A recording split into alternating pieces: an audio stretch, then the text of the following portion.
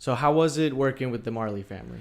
It was pretty amazing. Obviously when I got to Jamaica, Bob Marley had already passed away almost 10 years.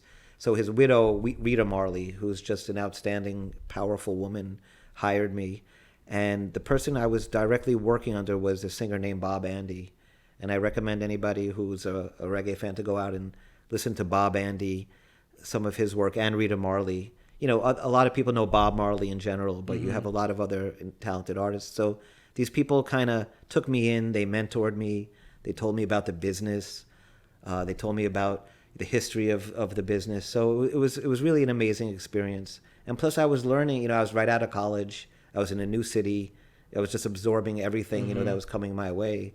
And it was pretty amazing, the sights, the sounds, the foods. Yeah. It was, I had grown up in Long Island, New York, and I went to school in Washington, D.C., pretty sheltered.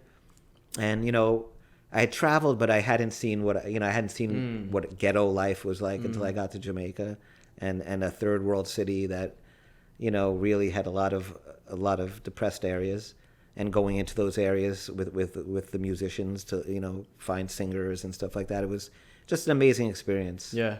You grow so much as a person, getting out there, experiencing the world. It's crazy. Even me being here in Florida, it's like so amazing to see different cultures. Like you get a completely different perspective on the world. Like I feel so comfortable back in Denmark. It's like socialistic country, coming over here to Florida, which is I wouldn't say the complete opposite, but the weather is the complete opposite. Like, even the weather does something different to your body, the food, everything you can take in from a different culture just shapes you completely. It's so fascinating.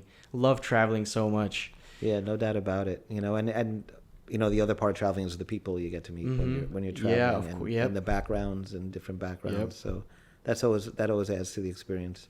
So what exactly did you do during your internship? Did you produce music? Well, basically, like I said, I had been working for Bob Andy, was hired to be the creative director. So Tough Gong Music was Bob Marley's company. It was his dream was to own the means of production. Because remember, this was Jamaica and reggae music comes from the descendants of slaves. They had been controlled their whole life. So even in music, there was a system that was the corporate system. You had the studios that ran it.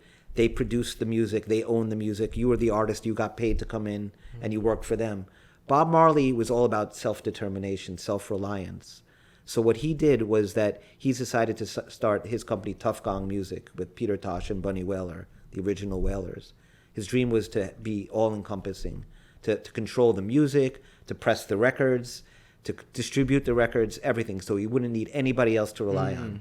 That's what he sung about, and that's what he practiced, what he preached.